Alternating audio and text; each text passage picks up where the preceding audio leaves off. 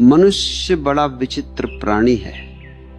उसका जन्म भीड़ में होता है, उसका जीवन भीड़ में बहता है और अंत भी प्रायः उसी भीड़ में हो जाता है।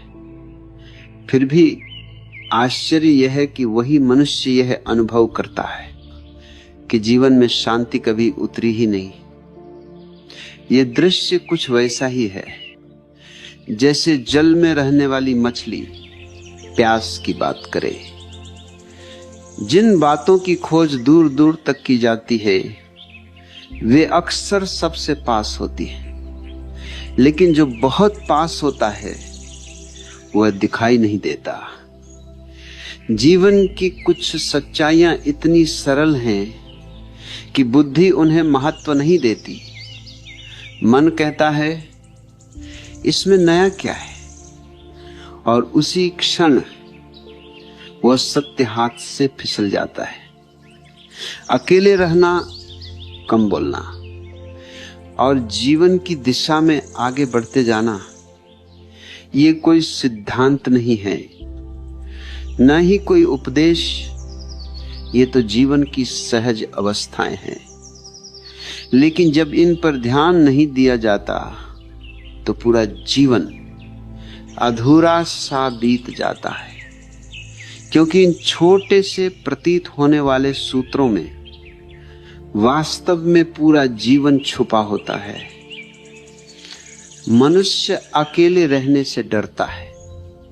वो कहता है अकेलेपन में मन घबरा जाता है, लेकिन मैं तुमसे कहता हूं मन घबराता नहीं है, मन बेनकाब हो जाता है।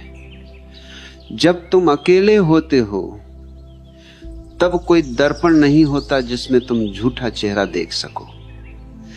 तब तुम वही होते हो जो तुम हो, न कोई भूमिका न कोई मुखौटा। इसीलिए अकेलापन डरावना लगता है। भीड़ तुम्हें ढक देती है, भीड़ तुम्हें भूलने में मदद करती है। भीड़ में तुम अपने प्रश्नों से बच सकते हो, लेकिन भीड़ में तुम कभी अपने उत्तर नहीं पा सकते।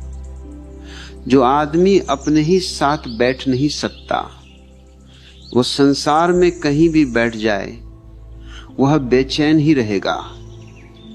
अकेले रहना कोई सजा नहीं है, ये एक कला है, अपने ही साथ सहज होने की कला। जिन्होंने जीवन में कुछ भी जाना है वे सब एकांत से गुजरे हैं।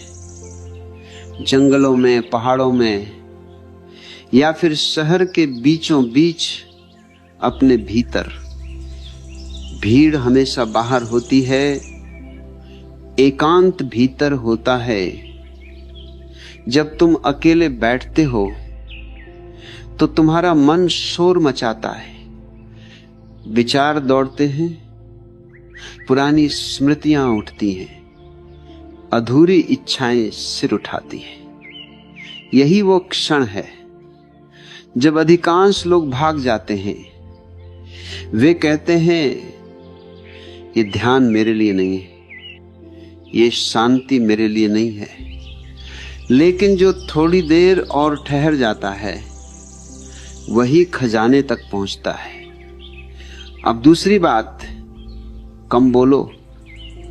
मनुष्य जितना ज्यादा बोलता है उतना ही कम जानता है, और जो सच में जानता है वह अक्सर मौन में रहता है। शब्द बहुत सस्ते हैं, उन्हें इकट्ठा करना आसान है, लेकिन मौन महंगा है। उसके लिए साहस चाहिए। बोलना अक्सर डर से आता है।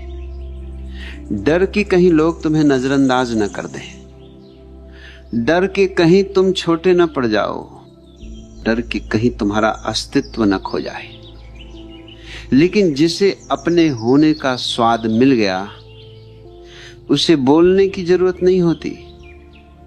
नदी बहती है, वो शोर नहीं मचाती, लेकिन उसी में शक्ति है। पेड़ खड़ा है, वो भाषण नहीं देता, लेकिन वही छाया देता है।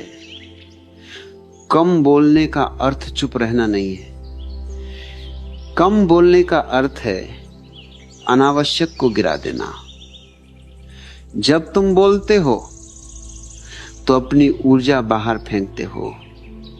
जब तुम मौन में होते हो तो ऊर्जा भीतर इकट्ठी होती है और वही ऊर्जा जीवन में आगे बढ़ने की शक्ति बनती है।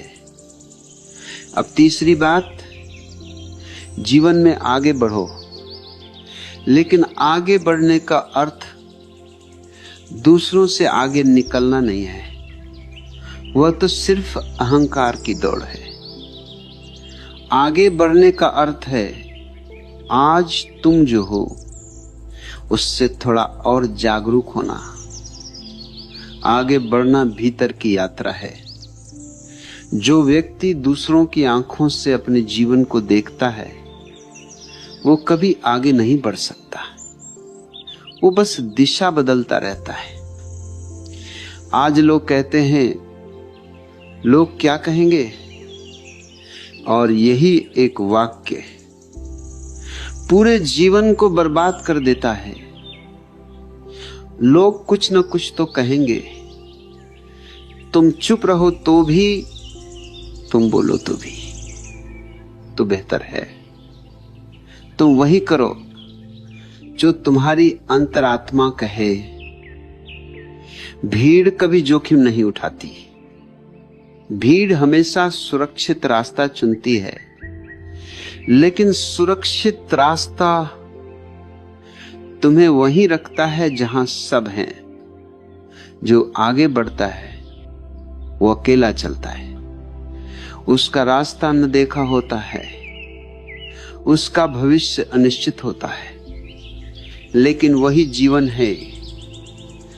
अकेले रहो ताकि तुम सुन सको कि भीतर से कौन सी आवाज आ रही है। कम बोलो ताकि वह आवाज दब न जाए, और आगे बढ़ो ताकि जीवन सिर्फ गुजर न जाए बल्कि खिल जाए। जीवन को दौड़ मत बनाओ। जीवन यात्रा है, और यात्रा में ठहरना भी उतना ही जरूरी है जितना चलना। अकेले रहो ताकि तुम ठहर सको।